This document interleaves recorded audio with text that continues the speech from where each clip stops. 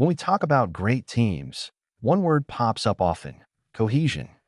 Leaders dream of teams where people get along, support each other, and move together toward a shared goal. But here's the twist: too much cohesion can sometimes become a problem. Picture a team that gets along perfectly. They agree on everything, rarely challenge each other, and meetings are always smooth. Sounds ideal, right? Except deadlines start slipping. Innovative ideas dry up.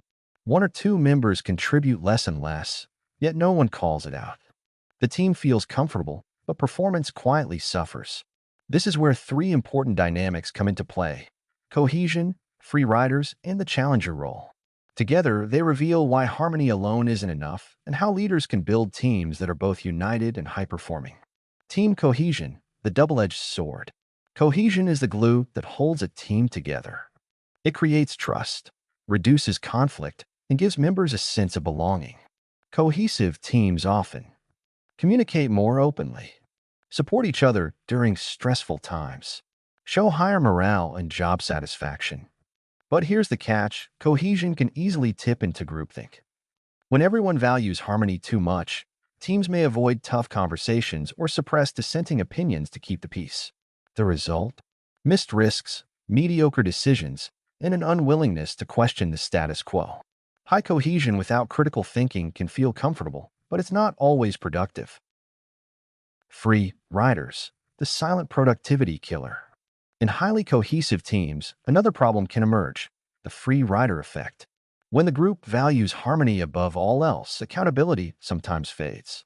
A member who contributes less might go unchallenged because nobody wants to ruin the vibe. Over time, this breeds frustration among high performers and lowers the overall team standard. Psychologists call this social loafing, people exerting less effort because they feel less individually accountable in a group. And here's the irony: the more cohesive the team, the easier it is for free riders to hide under the radar. Without clear expectations and accountability mechanisms, performance eventually takes a hit. The challenger role: why teams need healthy dissent. If cohesion and accountability are two sides of the coin, the challenger role is the edge that keeps it sharp. Every effective team needs someone willing to ask tough questions. Are we sure this is the best approach? What assumptions are we making here? Could there be risks we're ignoring? This person isn't trying to be difficult. They're ensuring the team avoids groupthink and keeps exploring better options. Research on decision-making shows that constructive dissent leads to better solutions, fewer blind spots, and stronger innovation. But for challengers to thrive, leaders must create psychological safety, an environment where questioning ideas is welcomed, not punished. How leaders can balance it all. So, how do you create a team that's cohesive enough to work well together, accountable enough to prevent free riding, and open enough to allow dissent? Here are some practical steps.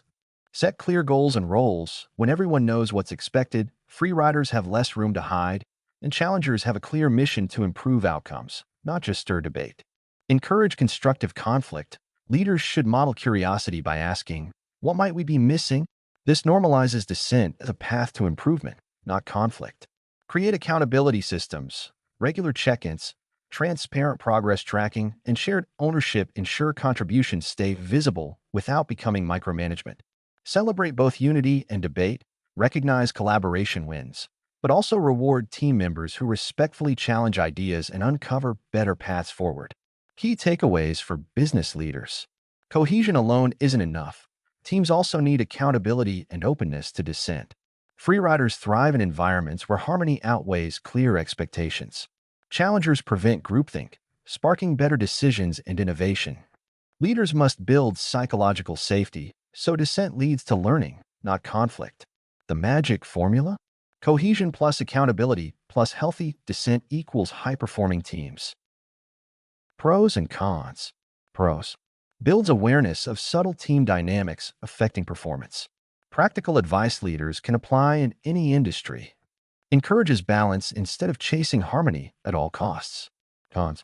Requires skilled leadership to prevent dissent from turning into destructive conflict. Accountability measures can feel uncomfortable for very harmony-focused teams at first. Conclusion. Great teams aren't just friendly groups that get along. They are united but accountable, collaborative but willing to debate. By managing cohesion carefully, addressing free riders openly, and embracing the challenger role, Leaders can avoid groupthink, maintain fairness, and drive stronger performance. Because at the end of the day, the goal isn't a team that simply feels good. It's a team that works well and wins together.